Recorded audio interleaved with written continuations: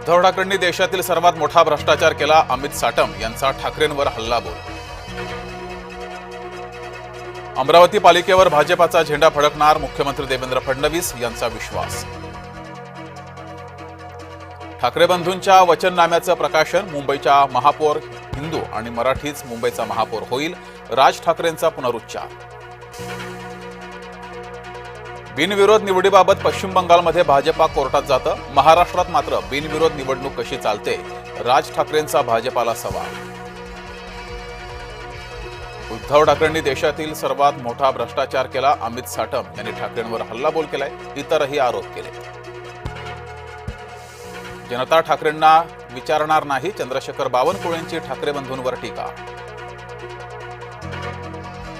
मनसे नेते अमित ठाकरे सोलापूर दौऱ्यावर, बाळासाहेब सर्वदेंच्या कुटुंबियांचं केलं सांत्वन, बाळासाहेब सर्वदेंची राजकीय वादातून हत्या। 100वे साहित्य संमेलन ऐतिहासिक होणार, लाडक्या बहिणींसाठी खिशाकडे पाहिलं नाही, आईसाठी कशाला बघू, उपमुख्यमंत्री एकनाथ शिंदेंचं मराठी साहित्य संमेलनात वक्तव्य। मनपा निवडणुकांच्या रणधुमाळी सुरू, दरम्यान उद्धव ठाकरेंची मोठी कारवाई, पक्षविरोधी कारवायांप्रकरणी 29 पदाधिकाऱ्यांची हकालपट्टी।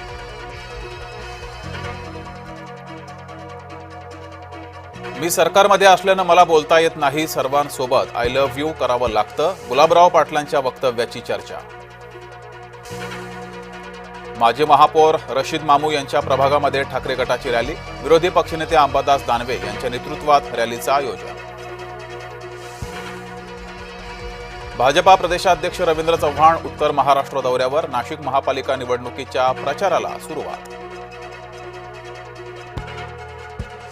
नांदेडमध्ये तिकीट नाकारल्यानं काँग्रेसची महिला पदाधिकारी भाऊक, काँग्रेसनं माझ्यावर अन्याय केला म्हणत करुणा जमदाडेंना अश्रू अनावर।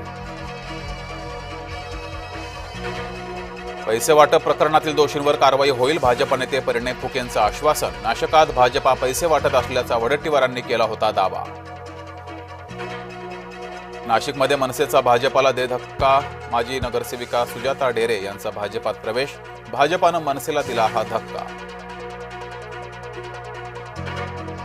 भिवंडीमध्ये निवडणूक प्रचाराच्या रणधुमाळीत भाजपा काँग्रेसमध्ये राडा, दोघांकडून लाठ्या काठ्या दगडांचा मारा, हाणामारीत 2 जण जखमी।